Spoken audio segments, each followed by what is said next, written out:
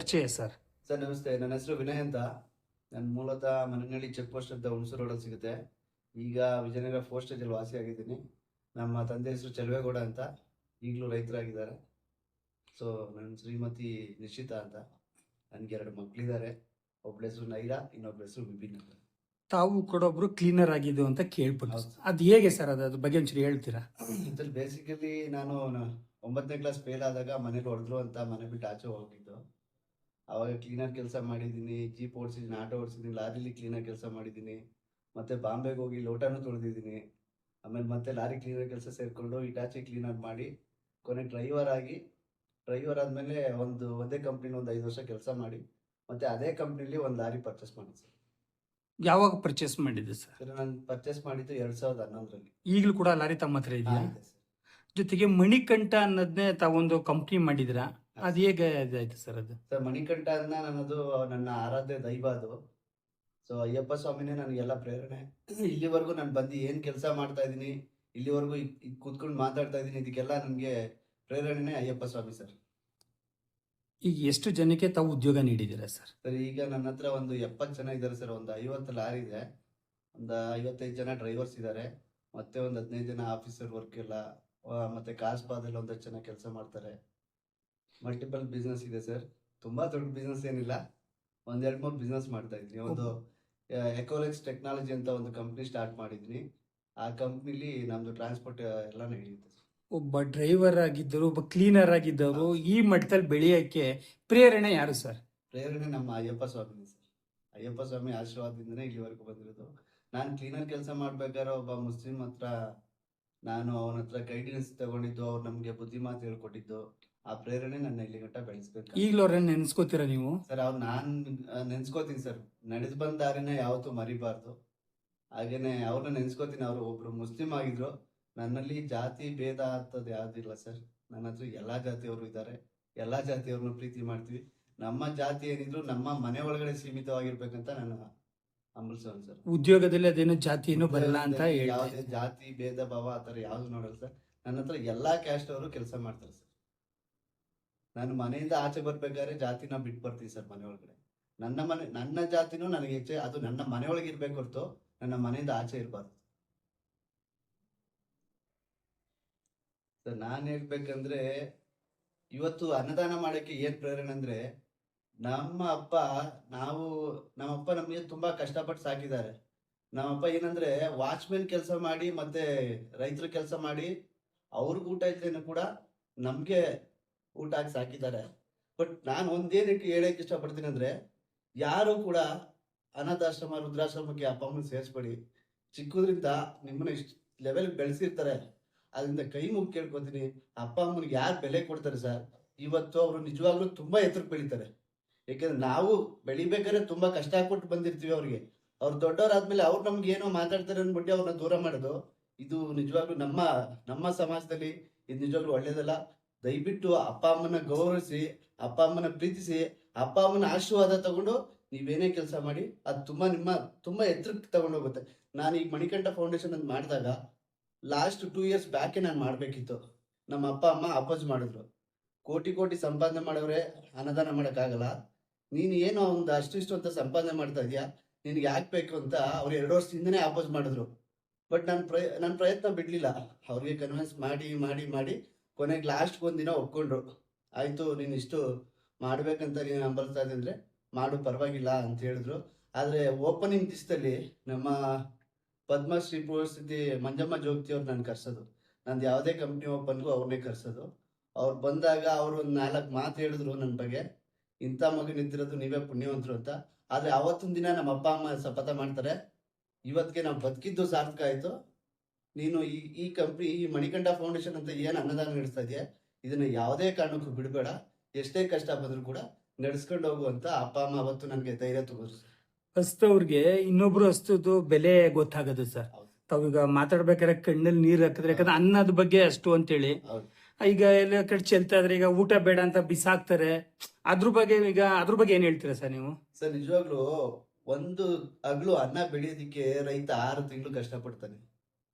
ಆ ಹಸ್ತಿರ್ತಾರಲ್ಲ, ಆ ರೈತನಿಗೆ ಗೊತ್ತು ಅನ್ನ ಬೆಳೆಯೋದಿಕ್ಕೆ ಎಷ್ಟು ಕಷ್ಟ ಆಗುತ್ತೆ ಅಂತ. ದಯವಿಟ್ಟು ನಿಮ್ಗೆ ಎಷ್ಟು ಹೊಟ್ಟೆ ತುಂಬುತ್ತೆ ಅಷ್ಟು ತಿನ್ನಿ, ಯಾವ್ದು ಅನ್ನ ವೇಸ್ಟ್ ಮಾಡ್ಬಿಡಿ. ಅದು ರೈತರಿಗೆ ಬೆಳೆಯೋರ್ಗೆ ಗೊತ್ತಿರುತ್ತೆ ಅನ್ನ ವೇಸ್ಟ್ ಮಾಡೋಕ್ಕಿಂತ ಮುಂಚೆ. ನಾನು ಲಾರಿ ಓನರ್ ಆದ್ಮೇಲೂ ಕೂಡ ಸರ್, ನಾನು ಲಾರಿ ಓನರ್ ಆದ್ಮೇಲೂ ತಮಿಳ್ನಾಡು ಕೆಲಸ ಮಾಡಿ ಬಳ್ಳಾರಿಲಿ ಕೆಲಸ ಮಾಡಿದೀನಿ. ಎಷ್ಟೋ ದಿನ ಲಾರಿ ಓನರ್ ಆದ್ಮೇಲೂ ಕೂಡ ಹಸ್ಕ ಮಲಗಿದ್ದೀನಿ ಊಟಕ್ಕೆ ದುಡ್ಡಿಲ್ದೇನೆ. ಅವಾಗ ಹೆಂಗೆ ಅಂದ್ರೆ ಬೇರೆ ಕಡೆ ಕೆಲಸ ಮಾಡ್ಬೇಕಾದ್ರೆ 15 ದಿನಕ್ಕೊಂದ್ಸಲ ದಿನಸಿ ತಂದು ಹಾಕ್ಬಿಟ್ಟು ಹೊರ್ಟೋಗ್ತಾ ಇದ್ರು. ಅವಾಗ ನಮ್ಗೆ ಊಟ ಅಂದ್ರೆ ಅವಾಗ ತಿನ್ನೋ ಏಜು ಜಾಸ್ತಿ, 15 ದಿನಕ್ಕಾಗದ ಒಂದೇ ವಾರದಲ್ಲಿ ತಿನ್ಬಿಡ್ತಾ ಇದ್ವು. ಕಾಡಲ್ಲಿ ಸೊಪ್ಪು ಸೆದೆ ಎಲ್ಲ ತಿನ್ಕೊಂಡು ಬೆಳೆದಿದ್ದೀವಿ. ಆದ್ರಿಂದ ಹೇಳ್ತಾ ಇದೀವಿ, ಅನ್ನನ ಯಾವುದೇ ಕಾರಣಕ್ಕೂ ವೇಸ್ಟ್ ಮಾಡ್ಬಿಡಿ. ನಿಮ್ಗೆ ತಿನ್ನಕ್ಕಾಗಿಲ್ಲ ಅಂದ್ರೆ ಅಟ್ಲೀಸ್ಟ್ ಎಷ್ಟು ತಿಂತೀರ ಅಷ್ಟು ತಿನ್ನಿ. ಯಾವುದೇ ಕಾರಣಕ್ಕೂ ಅನ್ನ ವೇಸ್ಟ್ ಮಾಡ್ಬಿಡಿ ಸರ್. ಇನ್ನೊಬ್ರಿಗೆ ನೀವು ಬಿಡಂತ ಅನ್ನ ಇನ್ನೊಬ್ರಿಗೆ ಹೊಟ್ಟೆ ತುಂಬಿಸುತ್ತೆ. ನಂದು ಒಂದು ಸಣ್ಣ ಪ್ರಯತ್ನ ಸರ್, ಈ ಪ್ರಪಂಚದಲ್ಲಿ ಹಸು ಮುಕ್ತ ಮಾಡ್ಬೇಕು ಅಂತ ಒಂದು ಸಣ್ಣ ಪ್ರಯತ್ನ ಪಡ್ತಾ ಇದೀನಿ ಸರ್. ಈಗ ನೀವ್ ಹೇಳ್ತಾರಂದ್ರೆ ಆಳಾಗಿ ದುಡಿ ಅರಸನಾಗಿ ಬದುಕು ಅಂತ ಹೇಳ್ತಾ ಇದ್ದೀರಾ. ಸರ್ ಸರ್, ಭಗವಂತ ನಮ್ಗೆಲ್ಲಾ ಕೊಡ್ತಾನೆ ಸರ್. ದೇವರೇ ಹೇಳ್ತಾನೆ ನಾವು ಬರ್ಬೇಕಾದ್ರೇನೆ ಹತ್ಕೊಂಡು ಪ್ರಪಂಚಕ್ಕೆ ಕಾಲಿಡ್ತೀವಿ. ಆದ್ರೆ ಪ್ರಪಂಚ ಹಿಂಗೆ ಇರಲ್ಲ ನೋಡಿ. ನಾವು ಒಂದಿನ ಎಲ್ಲ ಬಿಟ್ಟು ಹೋಗ್ಬೇಕಾದ್ರೆ ಎಲ್ರನ್ನ ಅಳಿಸ್ಬಿಟ್ಟು ಹೋಗ್ತೀವಿ. ಅದರಿಂದ ಏನು ತಗೊಂಡು ಹೋಗೋದಿಲ್ಲ. ನಾವು ಕೊನೆಗೆ ದುಃಖಾನೇ ಕೊಟ್ಬಿಟ್ಟು ಹೋಗೋದು ಜನಗಳಿಗೆ. ನಾವೇನೋ ಸತ್ತೋದ್ರಂದ್ರೆ ಅವ್ರ ಕಣ್ಣೀರ್ ಹಾಕಿ ಕಳ್ಸೋದು, ನಮ್ಮನ್ನ ಯಾರನ್ನ ಖುಷಿಯಾಗಂತೂ ಕಳ್ಸ್ಕೊಡಲ್ಲ. ಆದ್ರಿಂದ ಇನ್ನೇನು ತಗೊಂಡು ಹೋಗಕ್ಕಾಗಲ್ಲ. ಅದರಿಂದ ಹೇಳ್ತೀನಿ, ಇರೋಸ್ ದಿನ ಖುಷಿಯಾಗಿ ಬದುಕಿ.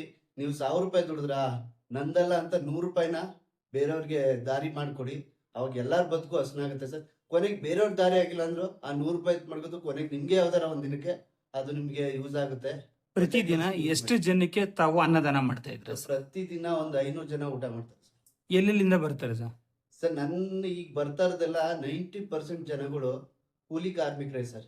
ಗಾರೆ ಕೆಲಸ ಮಾಡೋರು, ಪೇಂಟ್ ಕೆಲಸ ಮಾಡೋರು, ಮತ್ತೆ ಝೊಮ್ಯಾಟೊ ಸ್ವಿಗ್ಗಿ ಮಾಡೋರು, ಯಾವ್ದಾದ್ರು ಇದ್ರಲ್ಲಿ ಕೆಲಸ ಮಾಡೋರು, ಇಂಥವ್ರೆ ಬರ್ತಾರೆ ಸರ್. ನನ್ನ ಗಾರೆ ಕೆಲಸದವ್ರು ಬಂದು ಊಟ ಮಾಡೋದು ನಮ್ಗೆ ತುಂಬಾ ತೃಪ್ತಿ ಕೊಡುತ್ತೆ ಸರ್ ಮನ್ಸಿಗೆ. ಯಾಕಂದ್ರೆ ಇವತ್ತು ನಾವು ನೆಮ್ಮದಿಯಾಗಿ ಮಲ್ಕೋತೀವಿ ಅಂದ್ರೆ ಮನೇಲಿ, ಗಾರೆ ಕೆಲಸದವ್ರ ಪ್ರತಿಶತ ತುಂಬಾ ಇರುತ್ತೆ ಅವ್ರದ್ದು ಶ್ರಮ.